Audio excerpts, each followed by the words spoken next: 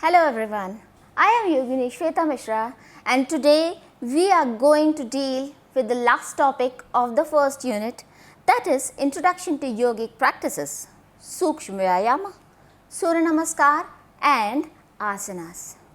So let's start with the Sukshama Vyayam.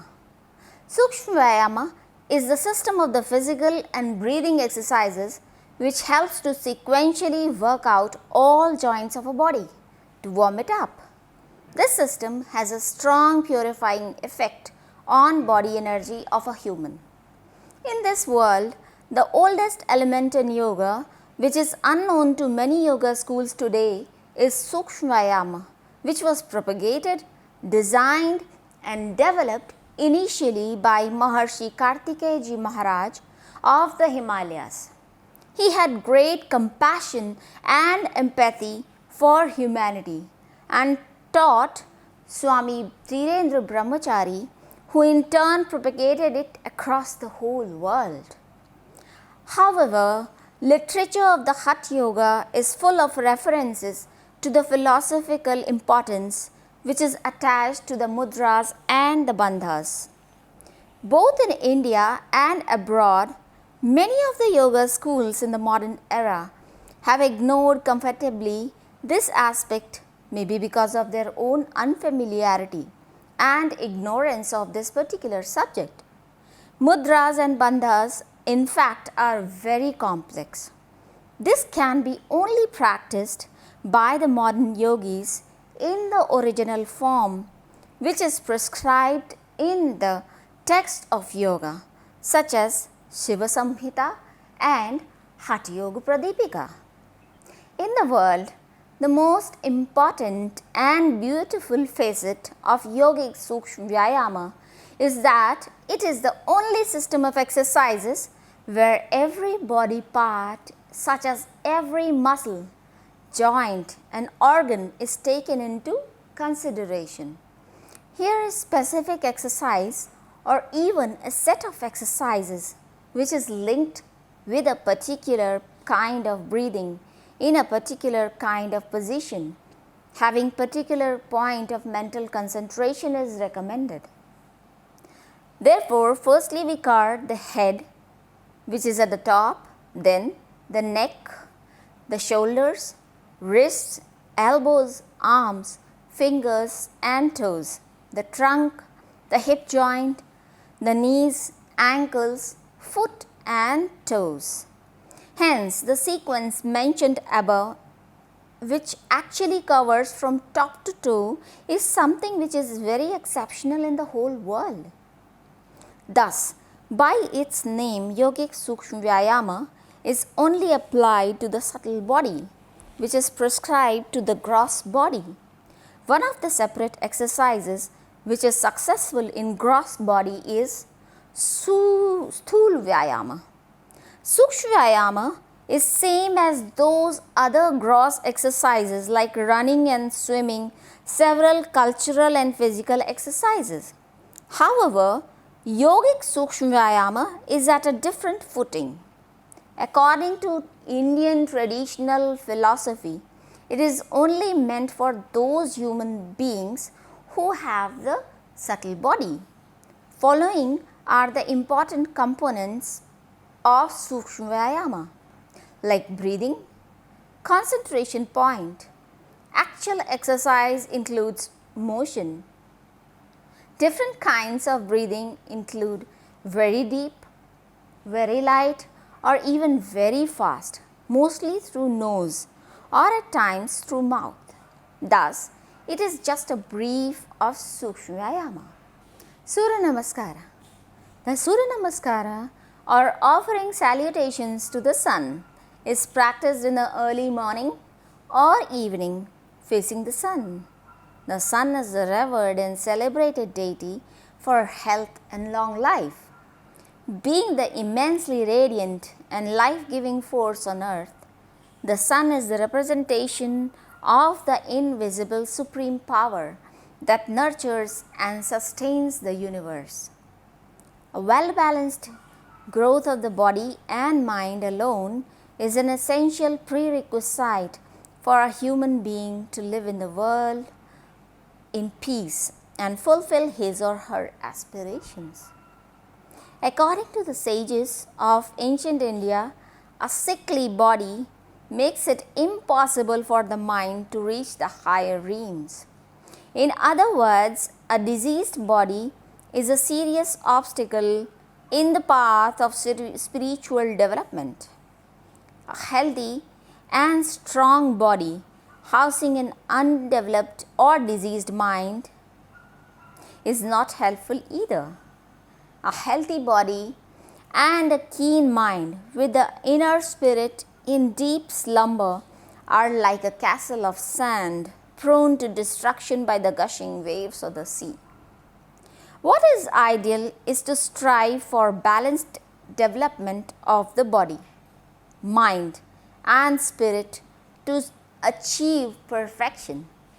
Surya Namaskar is a great tool to realize this. Surya Namaskar is a well-devised mixture of yoga asanas and breathing. Before practitioners undertake the practice of advanced yogic postures and breathing practices in pranayam, the spine and body muscles should be flexible enough.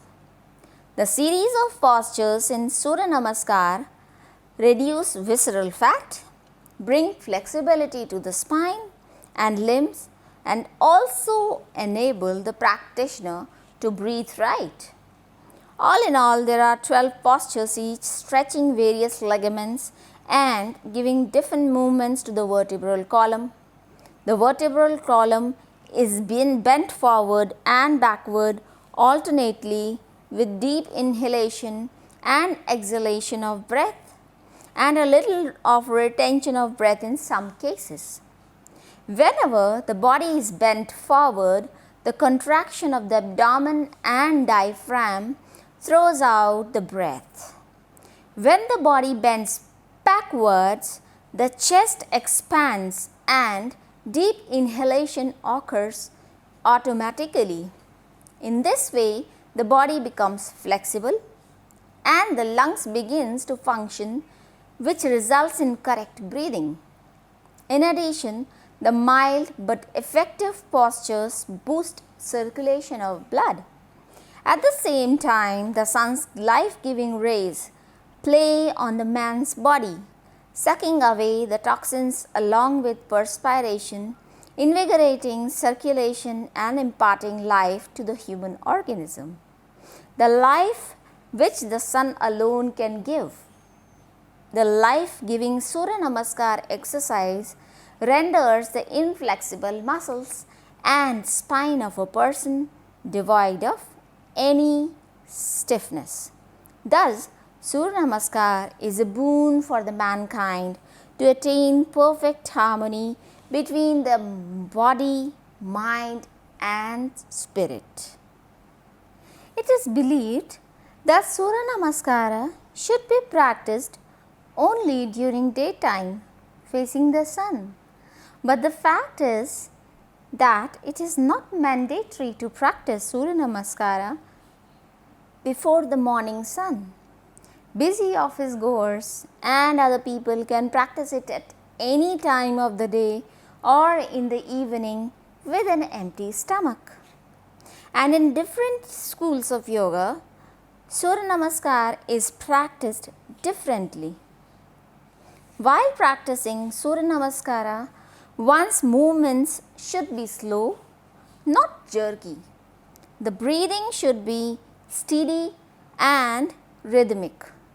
Forceful inhalation, exhalation and retention strains the lungs and should be avoided. Surya Namaskar prepares the body for asanas practice. However, it should be performed by the practitioner before the yogasanas. Generally, Surya Namaskar should not be practiced by people suffering from acute cases of high BP, hernia, heart diseases and those who have had a stroke. People with back problems should practice it after consulting a yoga expert. It should not be practiced during fever and inflammation. Surya Namaskar should be avoided during menstruation as well. Asanas. The practice of yoga asanas purifies, heals and strengthens the psychophysiological structure. It enables grasping the subtle truths about life and the realm beyond. For the ardent spiritual aspirant, asanas make the practice of yama and niyama easier. It prepares you to deal with the modern day lifestyle problems. It sharpens the intellect and enhances the memory. Words cannot describe the glory of yoga asanas. It is for the sincere practitioner to realize it for himself or herself. Asanas could be classified into easy asanas and tough asanas, which are also known as the advanced asanas. Sarvangasana, Shirsasana and Paschimottanasana asana are a few of the asanas propagated by the seers and yoga guru as the ultimate asanas for keeping perfect health. They are more than enough to save your doctor's bills. They offer benefits which no modern exercise can bestow. Easy asanas like fish pose or the Matsya asana. Matsya in Sanskrit means fish. So, fish pose or the Matsya asana is best performed immediately after Sarvanga asana. It has been named as Matsya asana because the practitioner floats like a fish on water. Paschimottanasana is so called because Paschim refers to the back and Uttan means stretching. Hence, Paschimottanasana means stretching of the back. There are many benefits of this posture. The main and most obvious one is to provide a complete stretch of the entire backside of the body from the back of the head through the heels. Trikonasana or the triangle pose. The Sanskrit meaning of the term Trikona is triangle. When Trikonasana is demonstrated, the body appears like a triangle. It is a very easy asana and can be done by novice practitioners as well. According to Maharshi Patanjali, asana is Sthir Sukham Asanam. So, we have completed the last topic of our first unit, that is yoga and yogic practices. Thank you.